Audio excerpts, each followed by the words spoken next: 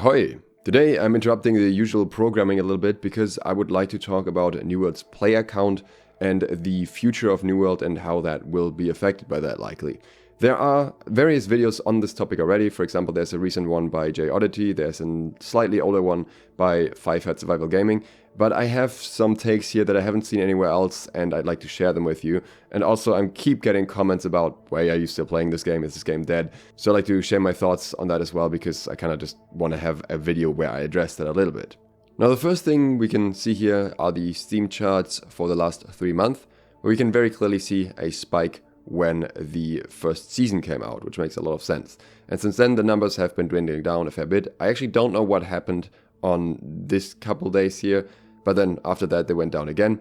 For example, around here we had the Diablo Early Access for those who paid extra, and then here we had the Diablo full release.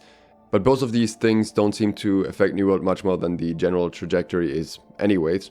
Diality already talked about this one, because it is just going down. There's just not much to do at the moment. The Spriggan event is not that great for most players, and there's no other purpose to be in the main game right now unless you haven't done the existing content already. This is reflected in the player count as well. We can see the average players in April slightly going up and then gradually going back down. And this is something I find very interesting. If we look at a much bigger time span, basically from the launch of the game, people like to compare the stats from here to here essentially. And the first thing I want you to keep in mind here is that obviously the numbers are very low right now. There are not a lot of people playing in comparison, and this is most certainly noticeable for content creators as well.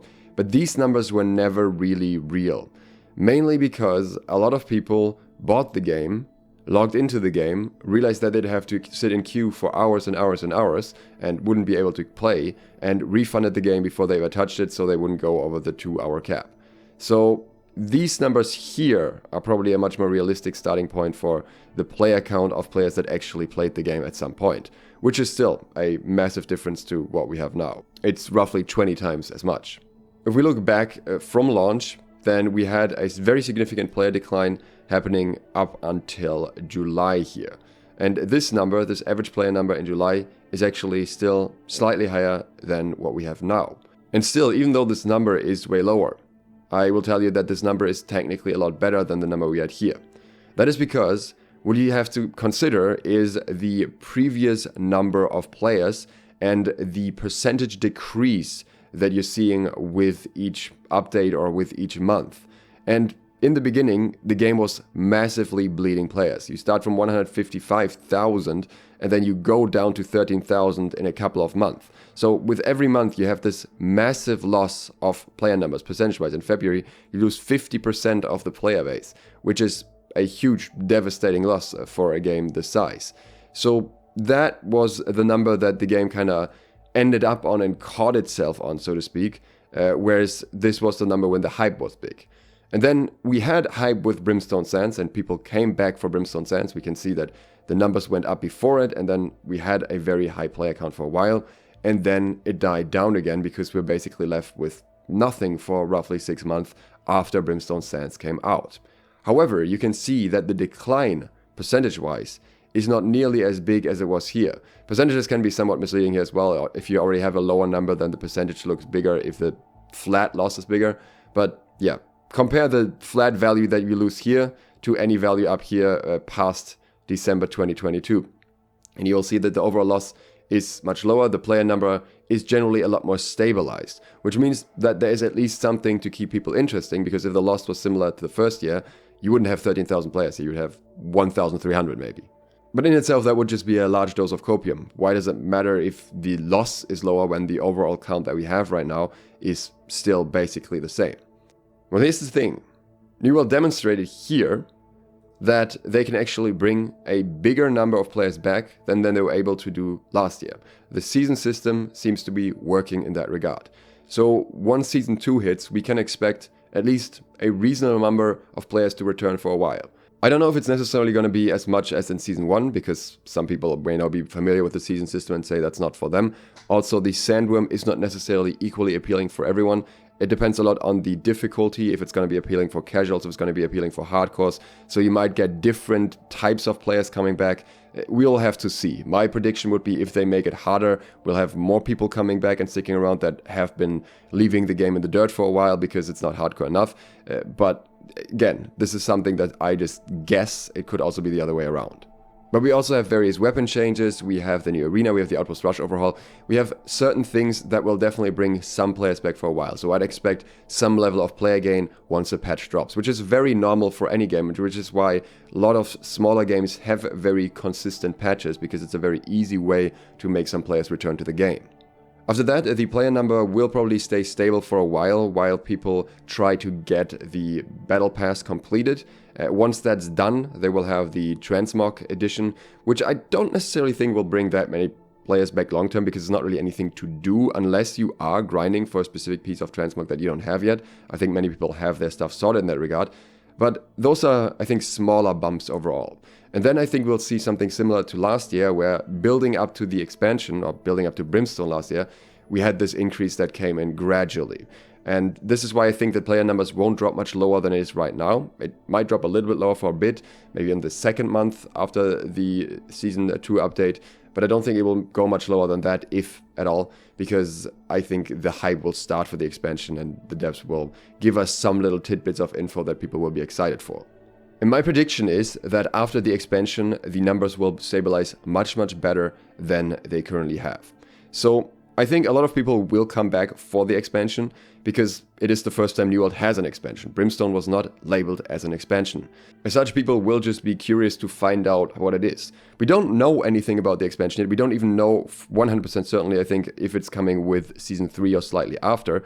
But we do know that it's coming around the third quarter-ish of the year, because there is also a winter season afterwards, so I wouldn't expect it any later than October, really. And if that is the case, then I think a lot of players that haven't played maybe since launch, or have just briefly played with Brimstone, will be very positively surprised even by the changes that have been introduced. There were so many things that people were talking about during launch that they wanted for the game, that the game should have, that the game didn't have at the time. And so many of these things have been introduced since, but if you haven't played, then you obviously wouldn't know that. So if they push the expansion with a marketing campaign, which would only make sense considering they have very easy access to marketing through Twitch, then I think that will bring a lot of players back, and they will have better staying power seeing the features that have been introduced. They have the mounts that they wanted, they have the transmog, they have better inventory system, they have gear filters and whatnot, and especially as we're seeing that they're working on giving us better gear easier in various ways as well, that grind is going to feel a lot better as well. It's going to be a lot more rewarding to do the late game content and to get your gear from that, especially as a new player, if you don't feel the loss of your old gear as much, because you won't really care. You're going to have your new good gear, and that's good for you. And again, afterwards, the big problem last year was that there was just no follow-up content. People just left because there was nothing to do except a very limited winter event.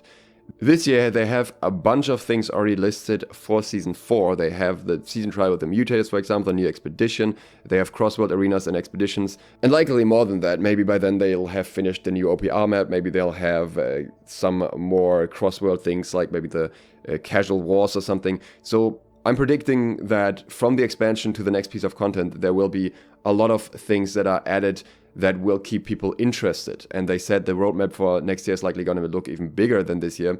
So I think generally what will happen is that New World will control the player bleed much better. And that's what's hard for them so far, or what was hard for them so far. The difficult thing for them was not getting players in, because when they announced Brimstone, a ton of players came back, and they have all the means to advertise very easily. And I don't think they even did a massive marketing campaign for Brimstone in the first place. So if they roll the expansion and they do it on a bigger scale, I think we could see much bigger numbers. But they have to make sure that those people stick around. And I think this time they're set up for that much better. They also talked about this kind of indirectly in the context of the Lord of the Rings MMO, so I'm thinking they're gonna test with New World if they have the ways that they need to keep players, so they'll be able to do it with the Lord of the Rings MMO as well. I'd also like to point out something else with the Steam charts that I think is often misunderstood, and that is that these are concurrent players. So your average player count is average concurrent players, your peak players are peak concurrent players, players that are online at the same time. Now, for example, I'm an active player of New World, but at the moment I'm mostly playing on PTR, which I'm pretty sure doesn't count into these statistics, and I'm playing Diablo. I'm just briefly logging into New World itself, into the normal game, to check my trading post deals, and I will log in occasionally here and there to do some expeditions. That means I have a super limited impact on the concurrent player count, and I think this is true for many others as well. So it would be much better to know how many players actually actively log into the game and do things in the game overall over time, which gives us a much better idea of how many players are still interested in the game. And we have some information on that through the leaderboards. There's a website called nwstats.info, and 5 Survival Gaming made a video about that very late April, so roughly 1.5 months ago. And this stat is based on the unique characters that have logged into the game since the release of leaderboards, I think around February. You can see that at that time it was 233,000 unique characters. Obviously this includes some Smurfs, and this also includes some players that maybe made a character, played a few levels and decided it's not for them. But this is the overall number that we had then. And looking at the same website now, the number has gone up to 280,000 players. I've also been informed that this number is not reflecting the total number because leaderboards are capped out at 5,000 players per board. So there are actually some more entries. Estimation is that the actual number of unique characters is up to 30% higher than what can be shown here. This means that in the last 1.5 months alone, we had roughly 50,000 players or more that have logged in and hadn't logged in prior since the start of leaderboards. What's also interesting to see on a side note is that legendaries crafted have gone up ridiculously through the patterns from the event. So all in all, yes, New World is absolutely in a dead period at the moment with not much to do, so not a lot of people are logging in comparison. Considering that, the number is actually still kind of okay if we look at the total number of players that are still somewhat active in the game somewhere.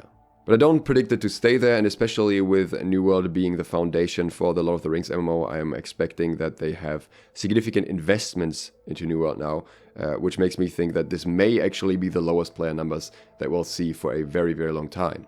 I very much believe in the numbers going up significantly with the expansion, so much that I'm banking on this game even though it's absolutely not financially viable at the moment to do so. So we'll have to sit through a bit more of a dry spell and then hope that Sandworm can carry us over for a while and is challenging and fun enough for people to do that.